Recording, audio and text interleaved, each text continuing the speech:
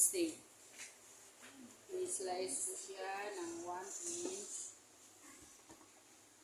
Pagkatapos, kukunin ko muna yung mga litin. Kailangan para hindi siya, para hindi siya matigas. Ito yung sinasabi na top blade. Beef na top blade. Kailangan itong mga tinastas naman, yung pinagtatanggal ko ng mga litid, kailangan siya sa gawing sabaw, gawing soup. Kaya mamaya, pagkatapos dito, ibababad, mamarinate ko siya. Salt and pepper. Pagkatapos, ipafry mo ng 30 seconds both side. Kaya ito gagawin ko na ngayon para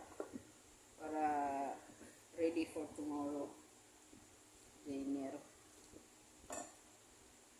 Ito yung tinatawag na blade steak. Kaya masarap ito.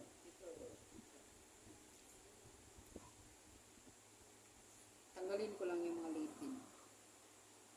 Kaya ito yung ramdaman pag kinakagat. Ito yung matigas. Kaya kailangan siyang tanggalin, guys. Para hindi kayo hirap nguyain ito. Kasi pag kinagat mo ito, pag hindi natanggal, para siyang chewing gum. Kaya kailangan na siyang tanggalin. Mamaya, tapos ko na marinate ko siya para tomorrow. Salt and pepper lang. Kaya pag finish na ito, lagay ko na sa refrigerator para tomorrow night fry ko na siya.